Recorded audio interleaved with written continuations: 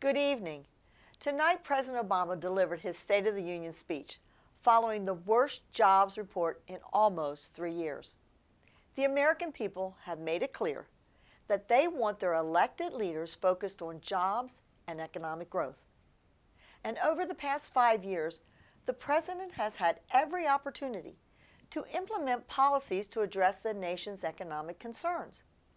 Yet, as the latest jobs report confirmed, the percentage of Americans now participating in our labor force has fallen to the lowest level since the Carter administration. The fact of the matter is, this president has never understood the economy and what kind of policies would best get Americans back to work. He funneled billions of hard-working taxpayer dollars into failed green energy programs and infrastructure projects by his own admission weren't shovel-ready. And instead of approving common sense energy projects like the Keystone XL pipeline, this administration has saddled job creators with red tape and overregulation. All the while, the costly mandates and taxes of Obamacare are causing businesses to reduce their hours and to stop hiring. Tonight, I brought one of many Tennesseans adversely impacted by Obamacare with me to watch the President's State of the Union address. Gary is a small business owner in Cookeville who is being hit with new taxes from Obamacare because he provides his employees with a high level of health insurance. In other words, he is being penalized for doing what this law was supposed to accomplish in the first place, providing quality, affordable health coverage. This is just one example of the unintended consequences Obamacare is wreaking on Americans across the country who are facing dropped coverage, skyrocketing premiums, and a loss of access to their doctors and hospitals because of this disastrous law. Now, facing plummeting approval ratings and distrust from the American people, President Obama is declaring 2014 the Year of Action.